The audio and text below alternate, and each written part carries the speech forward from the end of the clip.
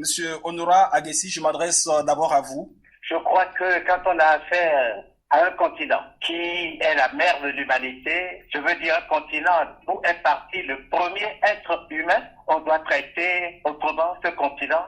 Quand on a affaire à un continent de 30 millions, 30 000 kilomètres carrés, avec une population de plus d'un milliard 100 millions pour les sédentaires et des centaines de millions pour la diaspora, quand on a affaire à un continent qui dispose à l'heure actuelle de 700 millions d'hectares de terres arables, ce que aucun autre continent, n'est-ce pas, ne peut se présenter quand on a affaire à un continent comme l'Afrique, qui à lui tout seul, n'est pas recèle 45% de la bauxite du monde. D'être davantage représenté au sein des institutions internationales, là où les grandes décisions se prennent? Pour moi, personnellement, tout dépend de nous-mêmes. On ne peut pas toujours, n'est-ce pas, s'adresser aux autres si nous sommes d'une volonté, n'est-ce pas, imparable. Je crois que les choses doivent pouvoir changer. C'est déjà le 14 août 1791 qu'un esclave du nom de Boukman pouvait dire à ses frères d'Haïti, esclaves comme lui, nous devons nous considérer tous comme des Africains et non des Angolais, des Congolais, des gens venant de Elbina, des gens venant du Dahomey, des gens venant de... Non.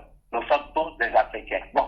Et on sait ce qui s'est passé jusqu'à la date du 23 août où ils ont eu à déferler un peu partout et à détruire les possessions de leurs maîtres. Nous savons comment, près d'un siècle après cela, à Chicago, le lieu d'où est partie la campagne présidentielle du président Obama, il y a eu la conférence sur le panafricanisme en 1893 pour dire il nous faut nous mettre ensemble pour avoir une voix porteuse. Et sans ce grand rassemblement, on continuera de nous traiter n'importe comment. Alors, professeur, nous avons au niveau des valeurs, au niveau des ressources naturelles, au niveau de la culture, au niveau des ressources humaines, nous sommes incontournables. Alors, professeur Honora Aguessi, il y a l'Union africaine que les Africains ont du mal à gérer. On voit les crises qui secouent le continent, les difficultés que les Africains éprouvent à gérer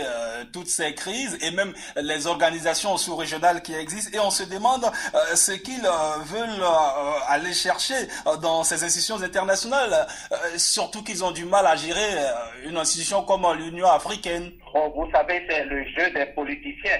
Nous, de la société civile, qui sommes les devanciers même de la plupart de ces dirigeants, nous ne restons pas dans ce puérilisme.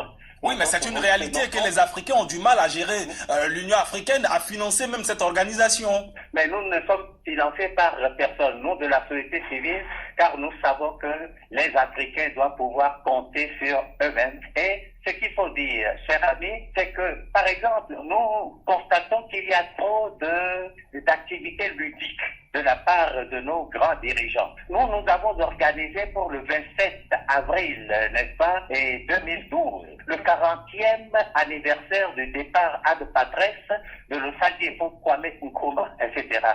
Ces responsables politiciens qui n'ont pas de vision politique que nous avons invités, on ne les a pas vus. Or, quand même, c'est leur devancier. C'est quelqu'un qui a pu leur montrer le chemin à suivre. C'est quelqu'un qui, déjà, à l'une de leurs premières réunions, le 24 mai 1963, leur a montré la voie à suivre. Comment il faut être ensemble. Comment il faut une monnaie commune. Comment il faut une banque centrale commune. Comment il faut une diplomatie commune. Monsieur Philippe Hugon demande donc plus de place dans les sphères des décisions au niveau mondial. Quelles sont les voies et moyens en vue de renforcer cette présence africaine dans la gouvernance mondiale? Comment y parvenir?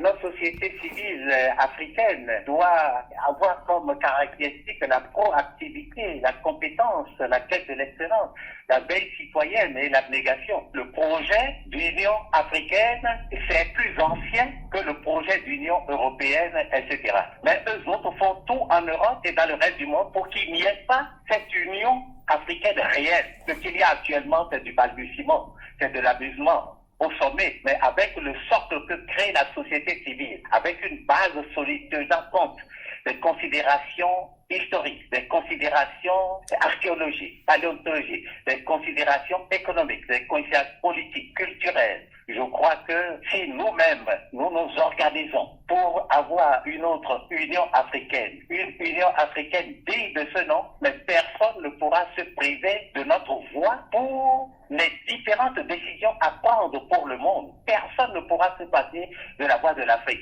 Alors qu'actuellement, il faut jouer, il faut savoir s'il faut prendre l'Afrique du Sud, s'il faut prendre le Nigeria, s'il faut prendre le Sénégal. Non, non, non, c'est pas ça. C'est à l'Afrique de s'unir davantage. Notre frère a parlé du BRICS, par exemple. En fait, pourquoi des gens qui appartiennent déjà à des rassemblements ont voulu organiser un autre rassemblement avec le Brésil, la Russie, l'Inde, la Chine et peut-être l'Afrique du Sud qui a voulu se joindre à eux, etc. L'Afrique du Sud est déjà membre du BRICS. Rien ne vaut le rassemblement. Rien ne vaut le rassemblement.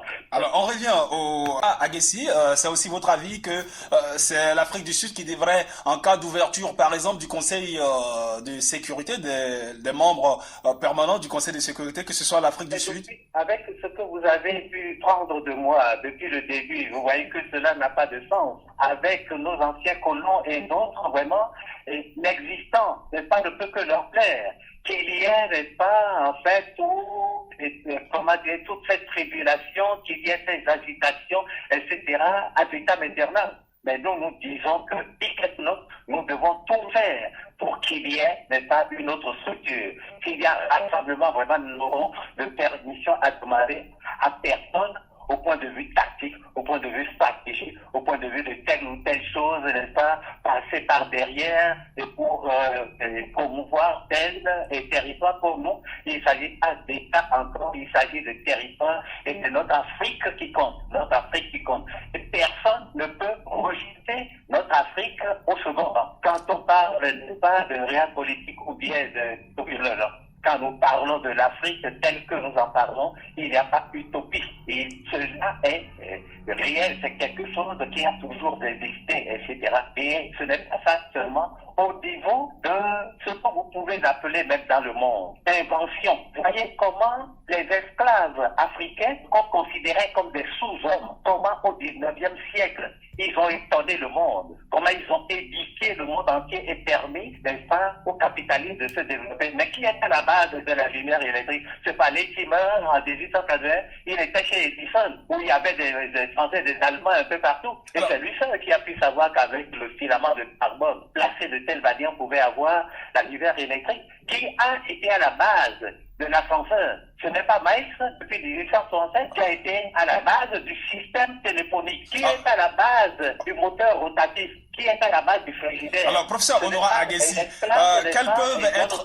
quels peuvent être les avantages d'une telle présence, et la présence du continent dans les grandes enceintes internationales? Mais la présence qu'il faut, la condition sine qua non, c'est de créer la masse critique nécessaire. Cette masse critique qui a permis à des esclaves de montrer comment ils sont pétris de talent, quand ils se sont trouvés avec la masse critique de moyens, la masse critique de besoins, la masse critique de financement, etc.